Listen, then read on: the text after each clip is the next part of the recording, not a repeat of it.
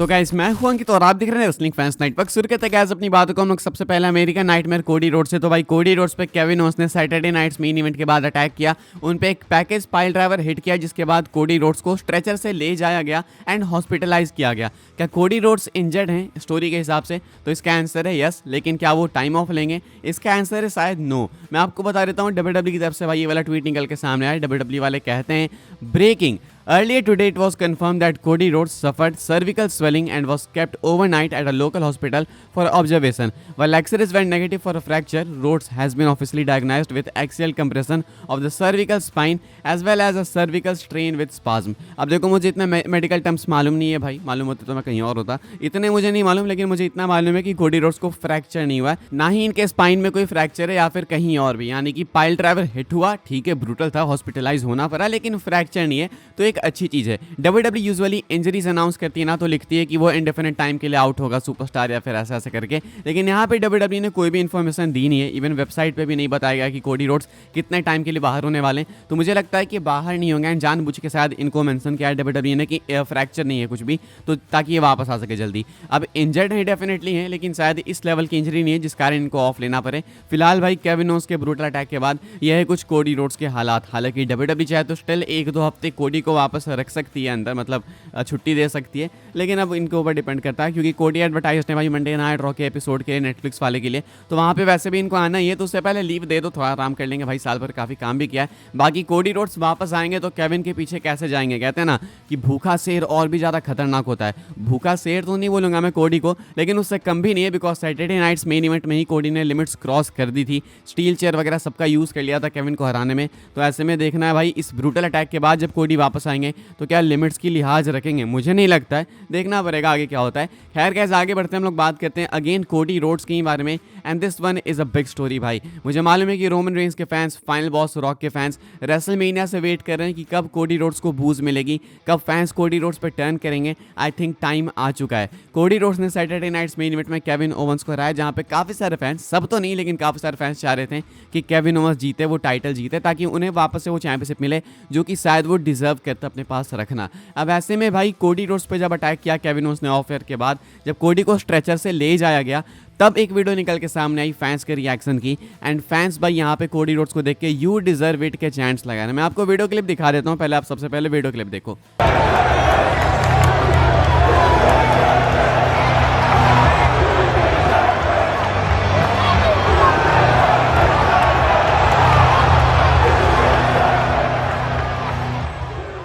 अभी video clip देखने के बाद आप बताओ भाई कि क्या आपको लगता है कि कभी ऐसा किसी ने एक्सपेक्ट किया था कि कंपनी का biggest baby face, undisputed champion, जिसे लोग कहते हैं कि भाई ये तो जॉन सीना के लेवल का है, जॉन सीना को भी बूज मिली थी, लेकिन कोडी रोड्स के लिए लोग कभी एक्सपेक्ट नहीं कर रहे थे ना, इसको तो नहीं मिल सकती, लेकिन कोडी रोड्स को बू भी करा लोगों ने multiple times, even you deserve it के चैंट्स भी लगाए हैं लोगों ने। मुझे ऐसा लगता है भाई कि कोडी रोड्स का टाइम आ चुका है अब डाउनफॉल का। डाउनफॉल ऐसा नहीं कि करियर डाउनफॉल, डाउनफॉल मतलब इस बेबी फेस कैरेक्टर का डाउनफॉल। अब यहाँ से कोडी को हील बन जाना चाहिए। काफी सारे लोग कह रहे हैं कि भाई ये यू डिजर्व इट के चैंट्स कोडी के लिए नहीं थे, वो केविन टाइटल लेके जा रहे थे, तो ये यू डिजर्व इट के चैंट्स केविन ओवंस के लिए थे कि तुम ये टाइटल डिजर्व करते हो, लेकिन ऐसा नहीं है भाई। केविन ओवंस पहले ही हट गए थे, कोडी रोड्स बाद में गए थे। ये कोडी रोड्स के अटैक के ऊपर ही चैंट्स थे कि हाँ तुम डिजर्व करते हो अटैक, बिकॉज तुमने जो हरकतें करी है या फिर तुम जिस तरीके से केविन ओवंस को परेशान करो, बेट्रे करो, इसलिए तुम डिजर्व करते हो ये। एंड अगर मान लो ना केविन ओवंस को ही देख के लोग यू डिजर्व इट बोल रहे थे, तो भी तो ये खराब चीज़ है, ये कोई अच्छी चीज़ हो रही है? एक चैंपियन भाई, baby face, biggest baby face company का, स्ट्रेचर पे लेटा हुआ है, एक हील ने उस पर अटैक किया एंड हील चैंपियनशिप के साथ जा रहा है, एंड लोग उस हील को देख के कह रहे हैं कि यू डिजर्व इट, यानी कि तुम्हें टाइटल डिजर्व करते हो।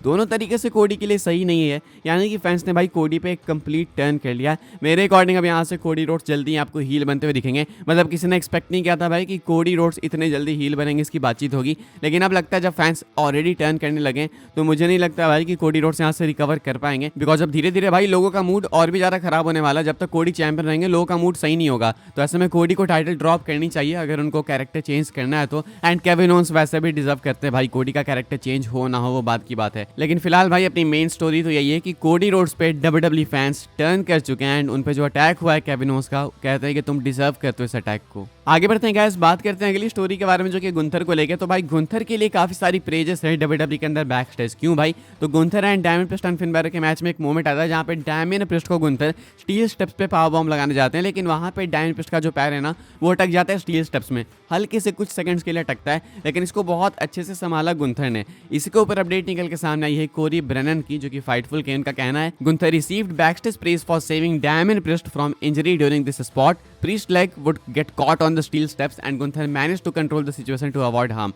Gunther is consummate professional। तो यहाँ पे कोरी ब्रेनन का कहना है कि WWE वालों ने बैकस्टेज काफी प्रेज किया गुंथर को इस स्पॉट के लिए जहाँ पे डायमंड प्रिस्ट के पैर फंस जाते हैं भाई स्टील स्टेप्स में, लेकिन गुंथर ने मैनेज किया, फिर भी मूव को अच्छे तरीके से हिट किया, यानी कि यहाँ पे इंजरी हो सकती थी। एक तो पता नहीं भाई डायमंड प्रिस्ट पे कौन सा काल है, हर मैच में कुछ ना कुछ बॉच होता है एंड हर मैच में कहीं ना कहीं ये फंस अटक जाते हैं। आपको वो मैच याद होगा भाई जहाँ पे इनके पैर अटक गए थे रोप्स में, यहाँ पे स्टील स्टेप्स में। तो इनके साथ हमेशा ये चीज़ें होती हैं for some reason. Let's hope भाई कि इनके साथ आगे ना हो ये चीज़ें, बिकॉज काफ़ी डेंजरस है, वो तो किस्मत से बच जाते हैं। तो गुंथर के लिए काफ़ी अप्रिसिएशन है भाई डब्ल्यूडब्ल्यूई के अंदर बैक स्टेज कि इस चीज़ को संभाल लिया गुंथर ने, तो एक ट्रू प्रोफेशनल है गुंथर। खैर कैसे हम लोग आगे बढ़ते हैं, लिव मॉर्गन की बात करते हैं। लिव मॉर्गन का भी एक इंजरी स्केयर आया भाई सैटरडे नाइट्स मेन इवेंट में, जब लिव मॉर्गन के नाक से ब्लड आने लगा, लोगों को लगा भाई ले भाई होगी नाक फ्रैक्चर, लेकिन ऐसा नहीं है भाई। मैं आपको बता देता हूँ क्या है अपडेट लिव मॉर्गन को लेके। ये भी अपडेट है कोरी ब्रेनन की, by the way PW site ने भी सेम ही अपडेट दिया, तो कोई से भी मान लो आप। कहना है इनका कि Liv Morgan did not suffer a broken nose at WWE Saturday Night's Main Event on Saturday.